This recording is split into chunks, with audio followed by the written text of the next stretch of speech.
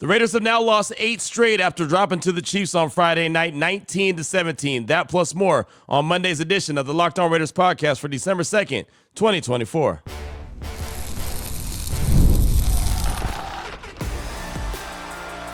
You are Locked On Raiders, your daily Las Vegas Raiders podcast, part of the Locked On Podcast Network, your team every day.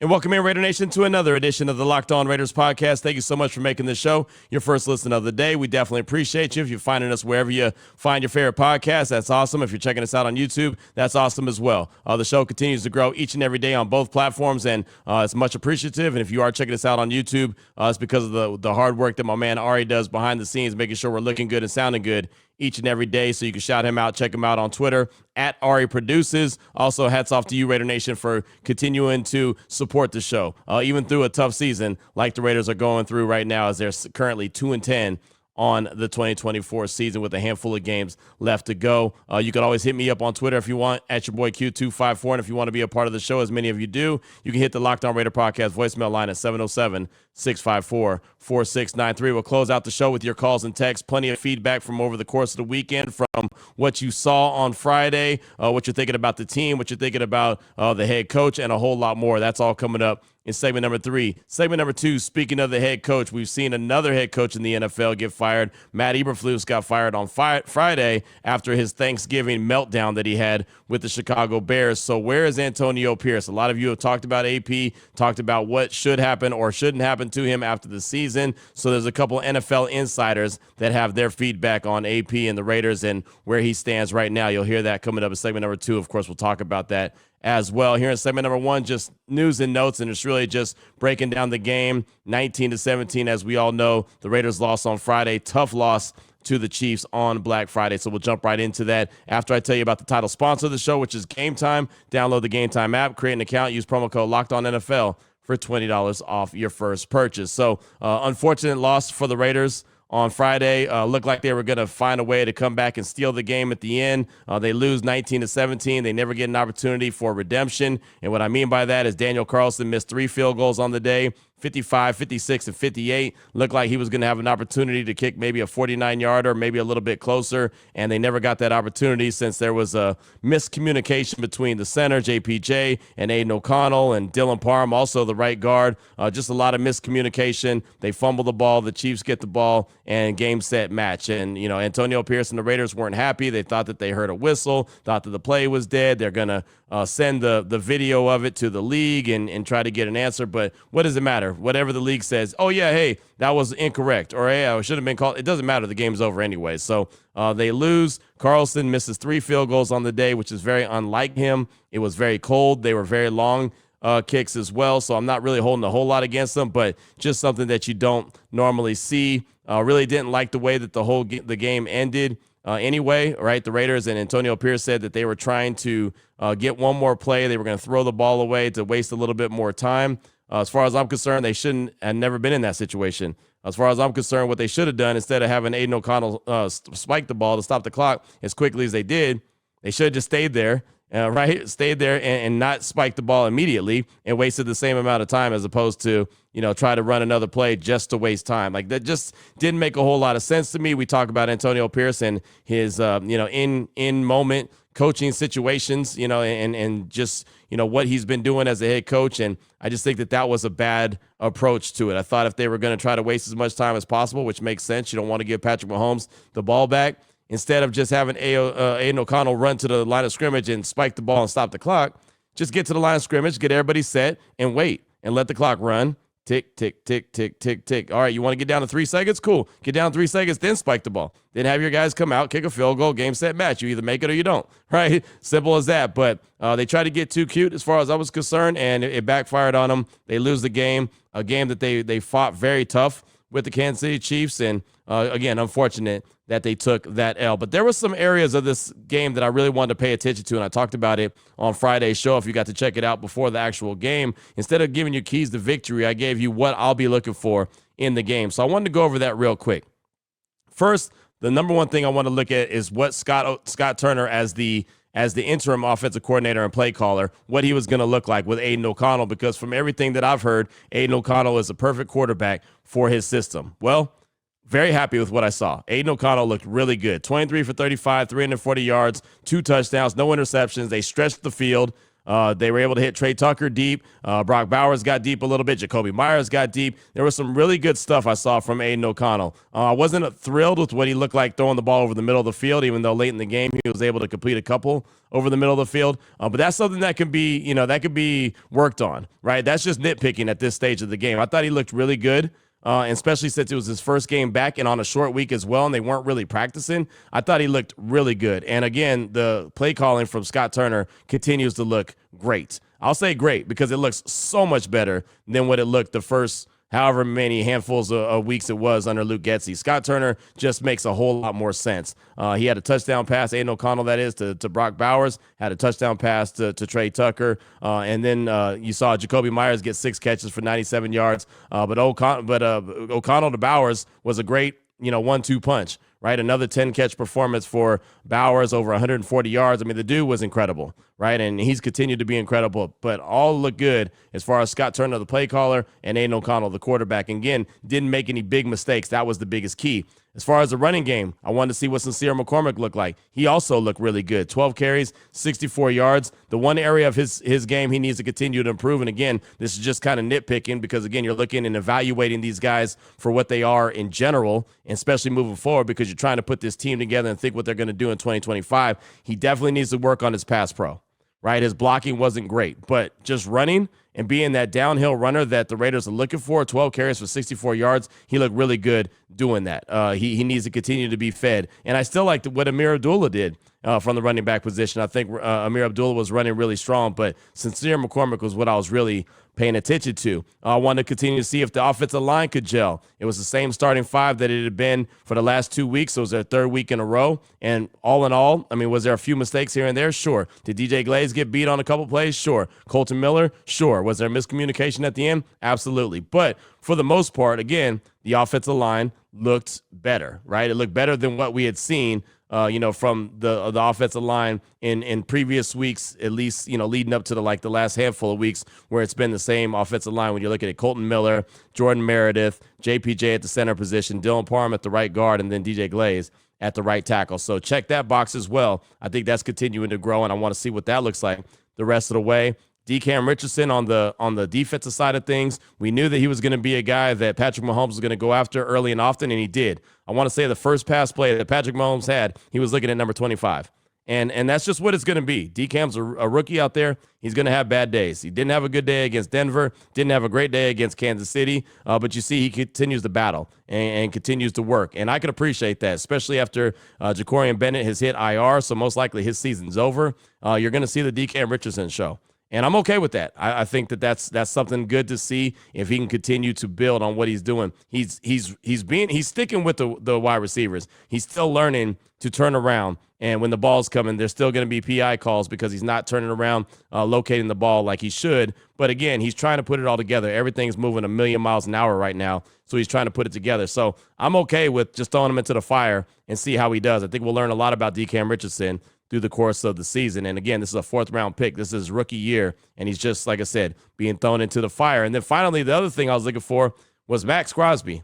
4 games without a sack. He got 2 tackles for losses. He also got credited with the sack. I think Tyree Wilson had a lot to do with that as well. I think Tyree's starting to look really good, but Max Crosby finally got credited with the sack against Kansas City. He looks a lot better. His get-off looks a lot quicker than what it did. He's been telling us even after the Denver game, said that his ankle was feeling a lot better. Remember, he had that high ankle sprain on the last play of the game against the Baltimore Ravens. That was week 2. And so he said that he's looking a lot better, feeling a lot better. And from what I saw on Friday, he sure did look a lot better. Unfortunately, the Raiders, came up with the loss, but he was a guy. He was a force, right? He always gets up for Kansas City, but he was definitely a force on Friday. So those were the areas that I was really looking at, really trying to pay attention to what was going on with the team. So all in all, again, you don't want to see the loss. I didn't want to see the loss. I'm not rooting for losses, right? I know some people are, and again, if that's what you choose to do, that's fine. That's not what I want to do.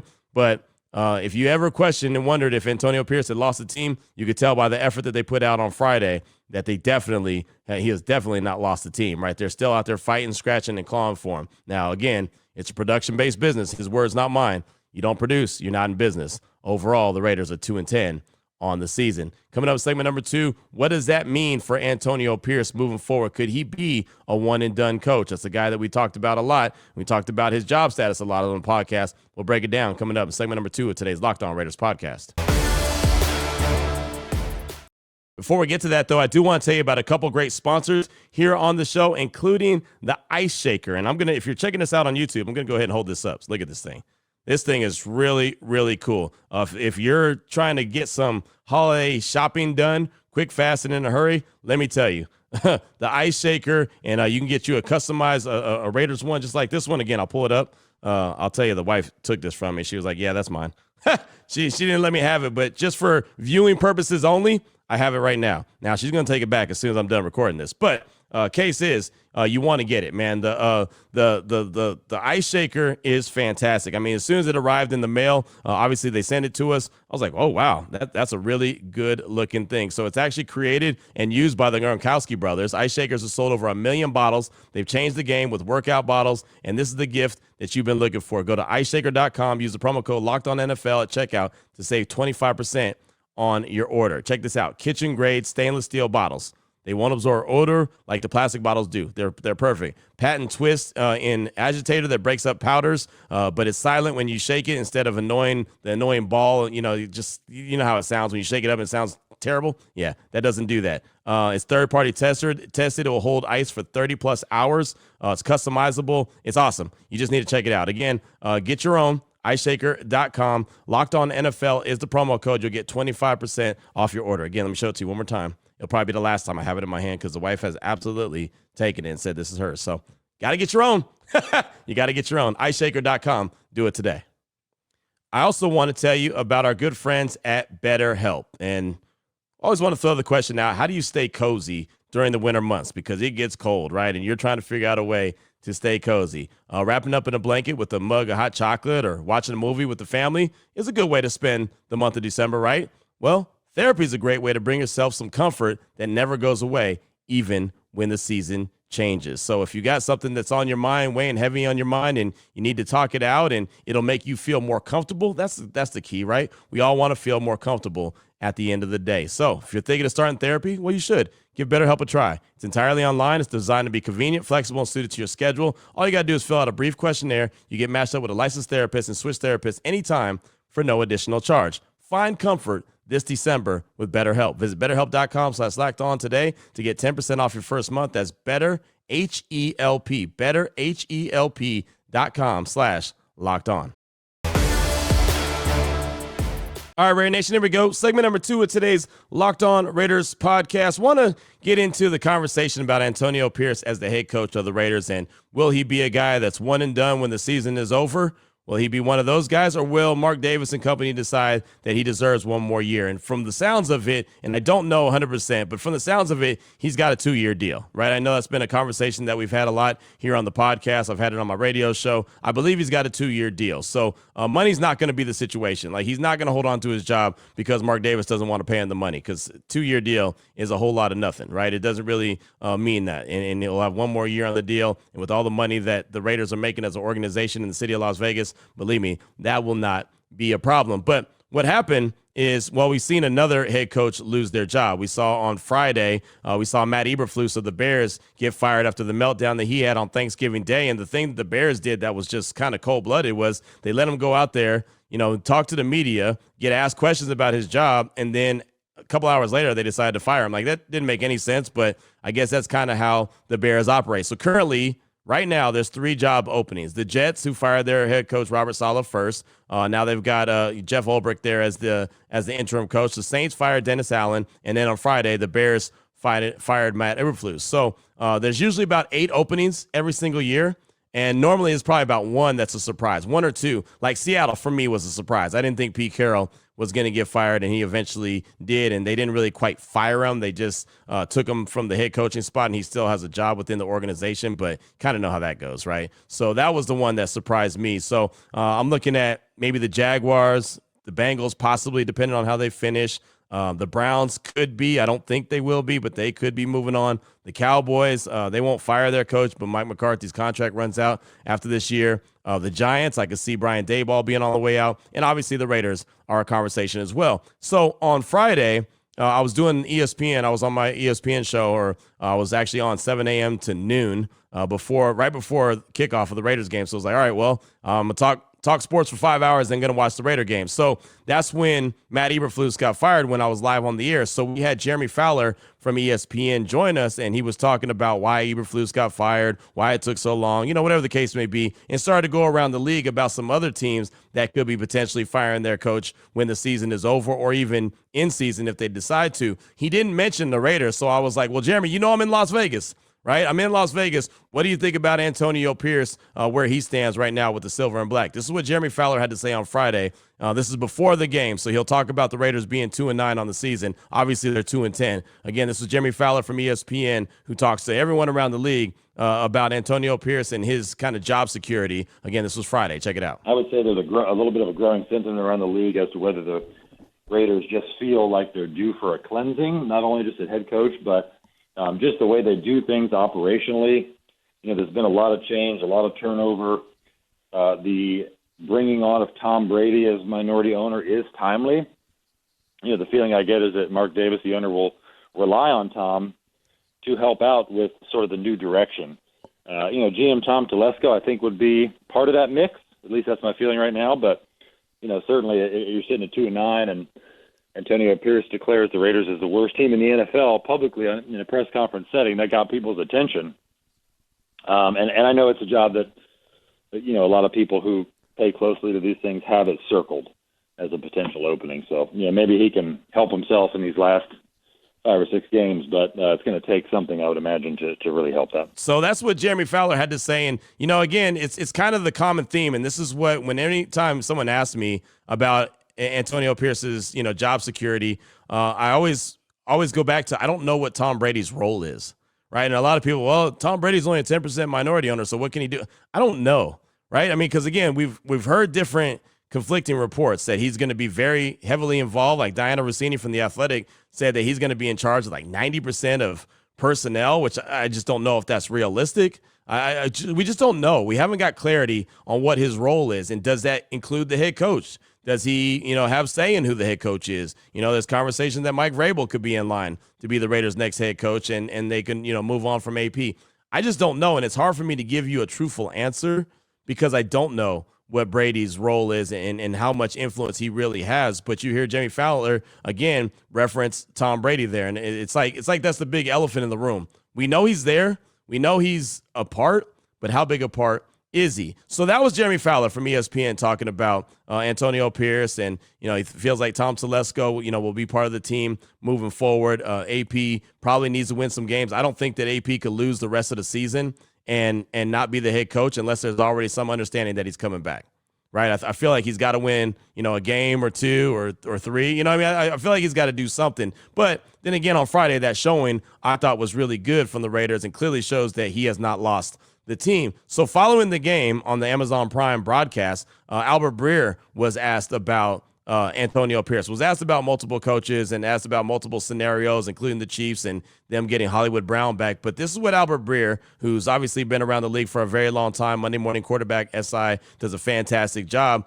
He was talking about Antonio Pierce and his job security as far as he understood it. And this was following the game, so the Raiders were already 2-10 at that point. There's a lot of uncertainty, certainly, that's being felt on the part of the coaching staff. They've been given no assurances on 2025, and there's a lot of buzz league-wide that Antonio Pierce could be one and done as the Raiders coach. Now, on the flip side, as you guys could see tonight, he's got the team playing very, very hard. They've gotten younger. They've gone from having the 3rd oldest roster in the league last year to the 6th youngest this year. Those young guys are developing, and the move to Scott Turner as OC seems to have really worked for him. Now, the one thing that we don't know is how involved Tom Brady would be in any sort of decision that Mark Davis makes on this going forward. Albert Breer right there, again, from the broadcast on Friday, just talking about Antonio Pierce's job. And, you know, I'm going to ask him. I'm going to ask him just about, because what we see going on around the league, I'm going to ask him about how he feels about his job security, right? I think that that's a fair question, especially after Matt Eberflus got fired. And I was supposed to be on the Zoom call on Saturday morning when he met with the media, but he did it at 10 a.m. And I always get my hair cut on Saturday mornings at 9 a.m. Pacific time. And so, of course, my barber was running late. So I thought I could time it perfectly where, I'd go to the barbershop, get my hair cut, and boom, I'd be on the Zoom call right after that. I had the iPad ready. I was going to do the Zoom call from the car and everything. No.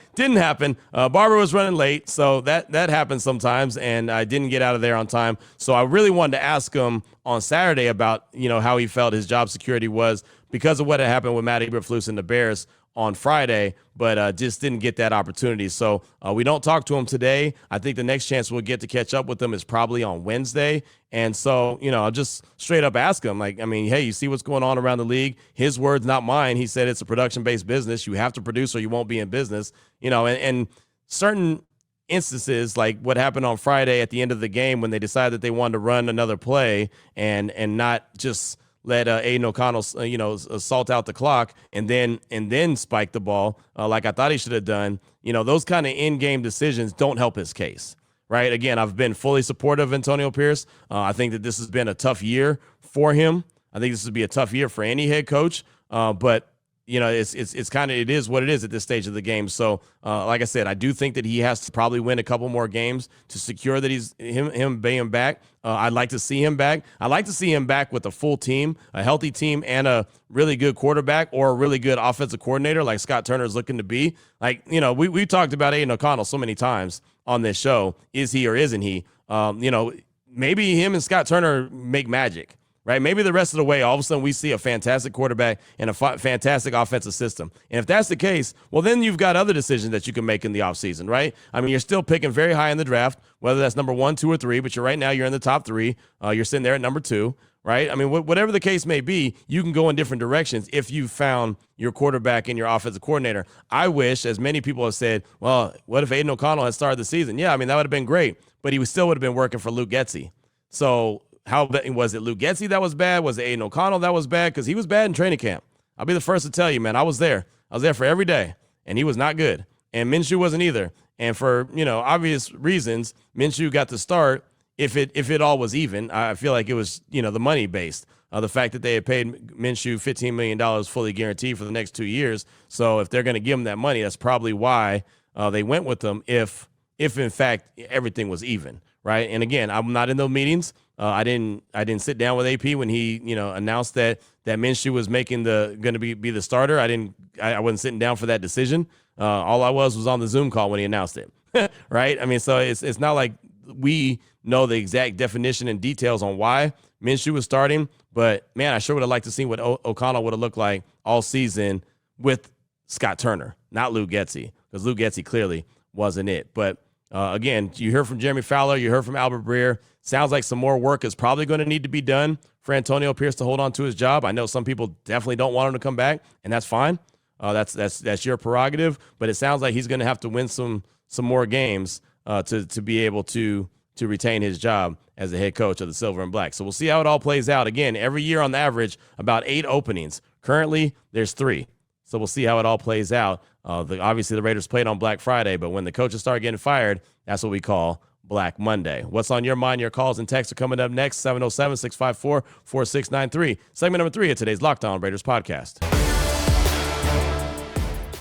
Before we get to that, though, I do want to tell you about a couple more great sponsors here on the Locked On Raiders podcast, including FanDuel. And it's never too late to tackle NFL action with FanDuel. It's America's #1 sportsbook. And right now, new customers can bet $5 and get $150 in bonus bets if you win. The FanDuel Sportsbook app gives you everything you need to place live bets on the NFL all in one place. And as I told you on Friday's show, right, not trying to give you a victory lap, but as I told you, if you wanted to feel a little froggy and get into some action, that Kansas City favored by 12.5 or 13 points they weren't going to cover that. They just don't cover the spread. So if you wanted to place some money on the Raiders, take the Raiders and the points, you could have won. Well, the Raiders only lost by 2, so you would have won that bet. So hopefully you did it. Maybe you took my advice and you did it. But when you get a hunch in the middle of the game, you can check out the latest stats. You can view live play-by-play and so much more. Again, it's all in the same place where you place your bets. Visit FanDuel.com to join today. You'll get started with $150 in bonus bets if you win your first $5 bet. That's FanDuel.com. Never waste a hunch and make every moment more of FanDuel,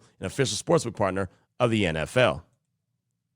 I also want to tell you about the title sponsor of the show, which is Game Time. I tell you about Game Time all the time. They have a new feature called Game Time Picks. It makes getting tickets to see your favorite teams play even easier. So maybe you're thinking about, hey, let's go to Tampa Bay. Or maybe you're looking at that Monday night football game, Raiders and the Falcons at Allegiant Stadium. You're like, yeah, you know what? That'll be fun. I want to go to a primetime game at Allegiant Stadium. If that's the ticket, Game Time has you covered. There's so many different options that they have. They've got the Game Time picks that I told you about. All-in pricing is fantastic, so there's no surprises as soon as you go to check out, like, whoa, where did all that money come from? There's none of that. Seat views is my favorite. You get a panoramic view from your seat in the app before you buy, so if you've never been to Allegiant, you want to know what your seats look like, boom, you can right there. They got the lowest price guarantee and Game Time ticket coverage, where your purchase is covered with the most flexible customer service policy in the ticket industry. Right now, take the guesswork out of buying tickets with Game Time. Download the app, create an account, use promo code LOCKEDONNFL for $20 off your first purchase. Terms do apply. Again, create the account, use the promo code LOCKEDONNFL for $20 off. Download Game Time today. What time is it? Game time. Here we go, Raider Nation. Segment number 3 of today's Locked On Raiders podcast. Your calls and text draft that Locked On Raider podcast voicemail line, 707-654-4693. Start things off with a quick call from Raider Rick, calling to ask about the ending of Friday's game. Here he is, Raider Rick. Q, Raider Rick from Ontario, California. Hey, man, after the game on Friday, I want to know, I need a clarification. How did it go from a false start to an illegal shift? I mean, I know they're going to give the Kansas City the benefit of the doubt because that's the way they are. It's the world against the Raiders. But I just need a clarification if you got one. Thanks. I'm out. Raider Rick. Raider Rick, thanks for the call. Appreciate you. And look, Vic Tafur from The Athletic asked the NFL for an explanation for what happened at the end of the game. And they said, and this is a quote from Vic Tafur, you can find him on Twitter at Vic Tafur. He said, had the clock been running at the snap, then by rule, an illegal shift would convert to a false start. Since the clock was stopped, they spiked it on the second down play. An illegal shift is a live ball foul. Now, there's a lot of back and forth if that's true, if that isn't true. I saw somewhere where it said that the play should have been whistled dead. Antonio Pierce believed that it was whistled dead. He said that we heard a whistle on our sideline, so they all thought it was dead. But look, bottom line, they didn't have to be in that position. Bottom line is they should have just held onto the ball at the line of scrimmage until they were ready to spike it, stop the clock, kick the field goal. Again, AP said, his words, not mine, that they weren't going to run another play. They were just going to run another play to waste time, throw the ball away. So if they were going to do that, Aidan O'Connell could have literally stood there under center and waited, tick, tick, tick, tick, tick, tick, tick, and then let it get down to where they were comfortable and then say, all right, now I'm going to spike it, bring my guy out, kick the field goal. You either win it or you don't. And Daniel Carlson didn't have a chance of redemption as he had missed 3 field goals on the day already, 55, 56, and 58. That probably would have been about a 49-yarder that they never got a chance to attempt. So we'll never know if he would have had that redemption or not. But thanks for the call, and that was the explanation that I heard and saw. So thanks so much. I do appreciate it. Up next, got a text from Raider Rob in Pittsburgh. He says, well, Q, if we had to lose, that was a perfect game. As hard as I cheered for that game, 24 hours later, that loss will help keep our draft pick higher. That was probably the best game of the year other than special teams. As Lincoln Kennedy said at the beginning of the year, the offensive line has to play together to play well. Thus, this being the 3rd game in a row for the line, it's the best it's played. Our defense played extremely well considering playing with numerous backups. The team is playing hard as improving. Just don't improve too much. Heading south for the game this weekend will be in parking lot 12 if anybody else is going. Raiders. That's Raider Rob in Pittsburgh. And yeah, I mean, they fought. Right? And they've got a lot of guys out, a ton of guys out. I mean, they are hit with the injury bug for real, and they're still fighting, competing, which to me says a lot about Antonio Pierce, getting these guys prepared and ready to go. Again, the results aren't there, and this is a results-based business. That's the thing about it. Like, the results have to be there. You can say, hey, they tried hard. Oh, man, it looked good. But at the end of the day, it's all about dubs and L's. And the Raiders have only 2 dubs. They haven't won since September. The last time they won was week 4 against Cleveland. So they're on an 8-game losing streak. So that's ultimately, bad business. But I'll say this, as you're headed down south to watch the game against Tampa Bay, they're still entertaining. It's still good to tune in and watch. It's still good to be at the game, as I was at Allegiant Stadium versus Denver, because they're still out there. They're fighting. They're not acting like a 2-win team, that's for sure. They are what their record is, right? You're not any better than your record says you are, but they're still out there fighting and competing, and I can give them credit for that. So thanks so much for the text. I do appreciate you. Up next, got a call from Jordan in Oregon. He's calling to talk about Aidan O'Connell, his performance on Friday, and starts thinking about what could have been if he had started the season. Here he is, Jordan in Oregon. What's going on, Q? Jordan in Oregon. Wanted to call in here after this holiday weekend, and the Raiders put together a hell of an effort to get against the Chiefs, and that's why I wanted to call in. I just can't help not to look back and think, like, man, what we could have been with O'Connell if he would have kind of taken the starting job from the beginning of the season.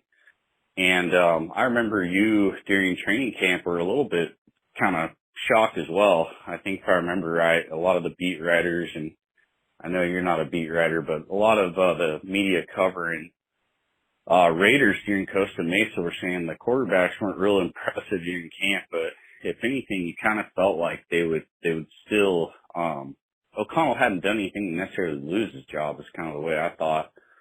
And so it really surprised me to see how well he came in and played. I was expecting, maybe something more closer to how Gardner's played. And Q, I just can't help but to think, like, that can't probably be a ringing endorsement for AP to have the guy that you waited till basically this far into the season. I know he got hurt a few weeks back, but I mean, my word, man, to have that decision blew up in his face pretty big time.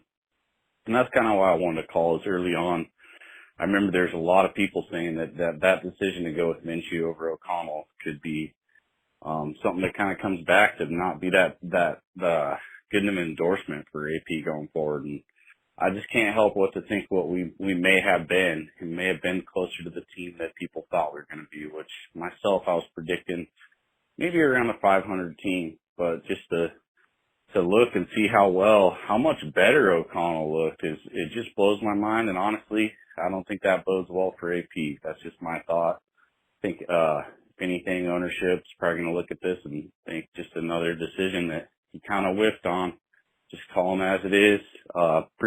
Appreciate everything you do, and also want to say something about AP is he definitely hasn't lost that locker room. So if that's anything for ownership or Mark, I think he can at least hang his hat on that. But anyway, peace out to you. Jordan, thanks for the call. I appreciate you. And yeah, I kind of dibbled and dabbled in that in segment number 2. It would have been nice to see Aidan O'Connell. I thought he was going to get the start coming out of the gates. Like I said, that even after their final preseason game, I remember I was doing the postgame show there at Allegiant Stadium, and I said, yeah, I think that Aidan O'Connell will be the starting quarterback. Gardner Minshew hasn't done anything, and Aidan O'Connell hasn't done anything either, but he was a starting quarterback last year. AP is familiar with him, and so he's going to get the job. Or at least I think he's going to get the job. Very next day, we're on the Zoom call, and that's when it was announced that Gardner Minshew was the guy. So I have to go back to what I said in segment number 2. It had to be a money thing.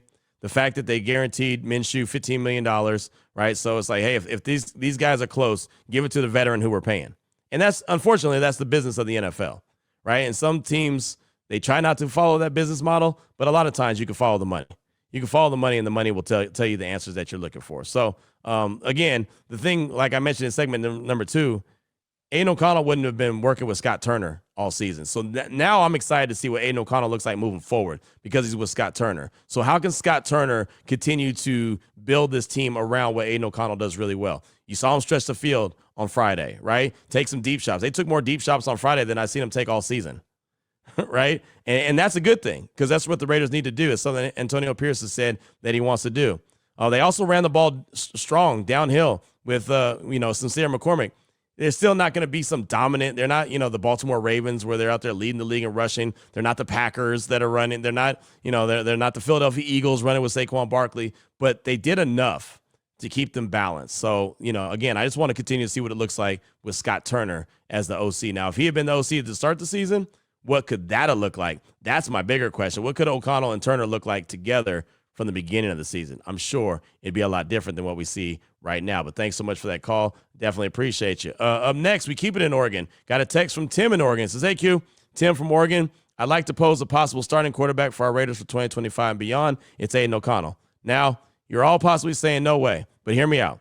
First of all, Aidan has pretty much played under interim OCs in his almost 2 seasons in the league. Aidan can make all the throws, show him more mobility this season too, from what I've seen. I'd like to see what Aidan could do with an offensive coordinator that could develop an effective offense that could score 1 touchdown a quarter. Add 2 field goals a game, that's 34 points a game. As far as the draft, this won't be popular, what I suggest, but draft best available offensive lineman. Every pick, got to rebuild the line through the draft. Sign a couple free agent linemen. Maybe Scott Turner and North Turner could improve the playbook and produce solid production. A lot of ifs, I know. I do think it's something to consider going into the 2025 season. I'm just throwing this thought out there and see what you think, Q. I know you're in on Shedeur Sanders. I'm neutral on that idea. Sorry it's so long. Thanks for the time, Q. Peace to all. That's Tim in Oregon. And that's the thing. Again, that's what evaluation season's all about. Let's see what it looks like. The one big knock on Aidan O'Connell coming out of school at Purdue was he was inconsistent. So what that means is he'll have a really good game and then he not so much good game. So let's see what he does next week. Like, I don't want to be a prisoner of the moment and just see, all right, one game, he looked fantastic. So now he's the end all be all, right? And then on top of that, you have to ask yourself, and this is a true question that I'm asking. I'm not giving you the answer because I don't know it. Can the Raiders win with Aidan O'Connell in the division? Can he compete with Mahomes twice a year? Can he compete with Herbert twice a year? Can he beat Knicks twice a year? You know what I mean? Like, that's what you have to think. If he's good enough to do that, then maybe you don't need to go and get a quarterback. I am all on Shedeur, but if they decide to go in a different direction, I'd also be all in on Travis Hunter, right? I think Travis Hunter is fantastic. I think he's a hell of a player, and there's obviously, like you said, you can go get the best offensive lineman if available. Whatever you have to do is you got to hit it. And the good thing is that Tom Telesco, with his first 3 picks of this draft this past year, he hit it. 3 really good players, 3 really good starters. Right? Bowers, JPJ, and DJ Glaze. Those are all 3 starters right there in the first 3 picks. So I'll take that, and I'll say that, you know what? I think Tom Telesco will have a good opportunity. But again, it all goes back to that other name that we talked about, Tom Brady. Is he or isn't he? What's he going to do? You know what I mean? Like, we just don't know what his role is and what he's looking for moving forward. But thanks so much for that text. I definitely appreciate you. Up next is a call from Carrot Dex, the skateboard company from Wilmington. Yeah. All that. He's calling to talk about the game, talk about Aidan O'Connell, also talking about winning games down the stretch, and gives his thoughts. Here he is, Carrot Dex. Hey, Q. Hey, Ari. Happy Thanksgiving. I don't know how many messages I've left y'all already, but, I'm all sorts of, hyped up from the Raiders game against Kansas City Chiefs in their home, man.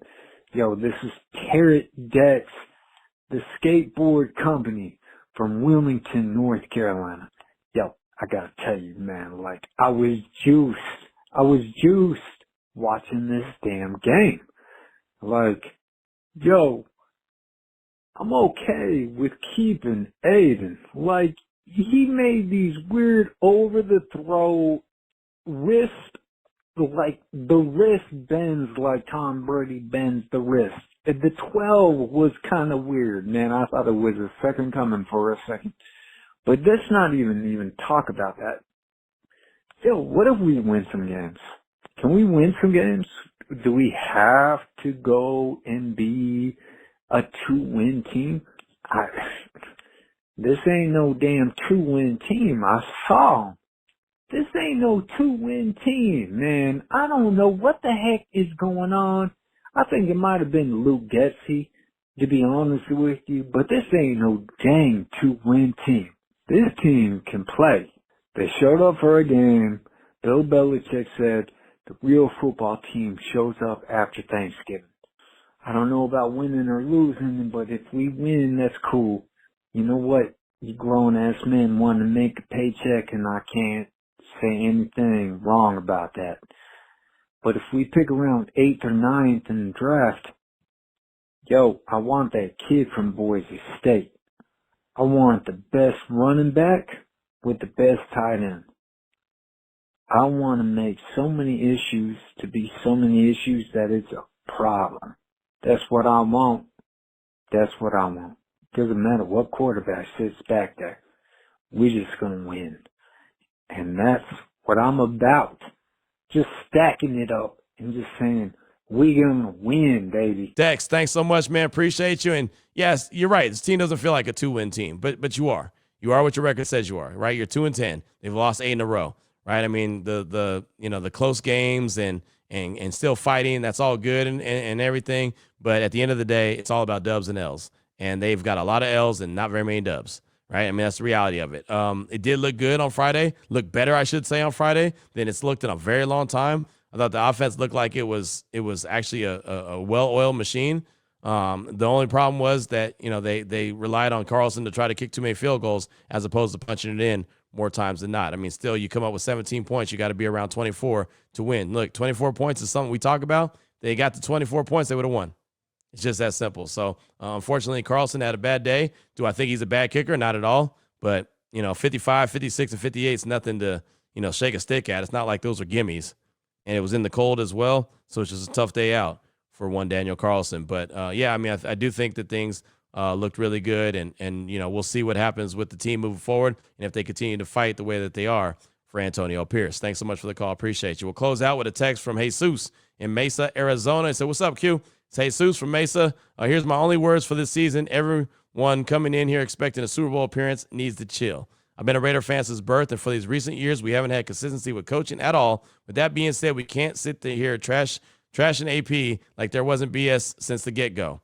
Choice with quarterbacks wasn't his choice, and then especially with Devontae Adams and then the injury. I guess all I'm trying to say is, as Raider fans, don't act like we haven't been in a worse situation. At least the players are trying to actually play for this quarterback. Rome wasn't built overnight. Thanks, Q, and Raiders. That's Jesus in Mesa, Arizona. And I think he sums up the show that I did last week, right? I mean, there's a lot to not like about this season. There's a lot that's gone wrong for the Raiders. The quarterback scenario with Minshew starting, I don't know how much of that was AP's choice and how much of it was the front office's choice. I don't know, and I'm not going to act like I do. But there's a lot that's gone wrong with this team that's helped them lead to this 2-10 record. Does that save Antonio Pierce's job? I don't know. That's why I brought it up in segment number 2. We'll see at some point, right? But yeah, I would like to see consistency at the head coaching spot. But just like I mentioned with Aidan O'Connell, can he beat Mahomes and Herbert and Bo Nix? Can Antonio Pierce consistently beat Andy Reid and Jim Harbaugh and Sean Payton? I mean, those are obviously questions that are going to have to be answered as well. I'm sure that's going to be part of the evaluation process when it's all said and done. But thanks so much for that text. I do appreciate you. And that's going to do it for today's show. We're back at it, a regular week. No holiday. Hopefully everyone had a really good Thanksgiving and spent some time with the family and were able to do what they do. I'm back on Greeny again this morning. Matter of fact, Monday through Wednesday, I'll be on Greeny on ESPN. And then, of course, my regular show on Raider Nation Radio 920 from 2 to 5 p.m. Pacific time. So we'll be back tomorrow. We'll have plenty of more conversation. We'll update you on the Raiders draft order, where they're at right now, kind of go through some of the scenarios as well, like what goes into how they decide what the order is. Got some clarification on that. Talk about Brock Bowers and the season that he's having. We'll get into that. Plenty of news and notes, plenty of calls and texts. We got all that coming up on tomorrow's edition of the Locked On Raiders podcast. So until then, Raider Nation, take care of yourself, take care of your family, love on your family. Most importantly, as always, just win, baby.